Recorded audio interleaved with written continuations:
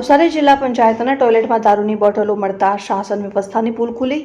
નવસારી જિલ્લા પંચાયત જે લોકોની સેવા માટે મહત્વપૂર્ણ સંસ્થા તરીકે કાર્યરત છે, ત્યાંથી તાજેતરમાં ચૂકવનારીની ચિંતાજનક ઘટના પ્રકાશમાં આવી છે। જિલ્લા પંચાયતના ટોયલેટમાં દારૂની ખાલી બોટલો, પાણીની બોટલમાં સંદિગ્ધ દ્રવ્ય અને પાન મસાલાની ખાલી રેપર્સ જોવા મળ્યા છે।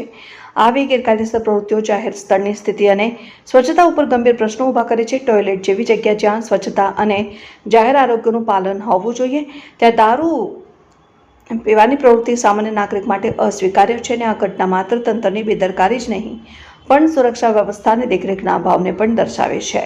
જો સમયસર પગલાં ન લેવાય તો આવું વિઘટન બીજાઓ માટે પણ પ્રેરણારૂપ બની શકે છે।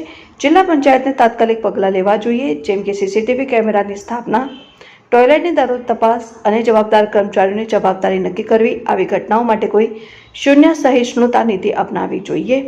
નાગરિકોની પણ ફરજ બને છે કે તેઓ આવી ગેરકાયદેસર પ્રવૃત્તિઓની તંત્રને જાણ કરીને સાચી માહિતી આપી શાસન વ્યવસ્થામાં સહયોગ આપે। TV18 ન્યૂઝ નેટવર્ક સાથે રશીદ ભાણા, નવસારી।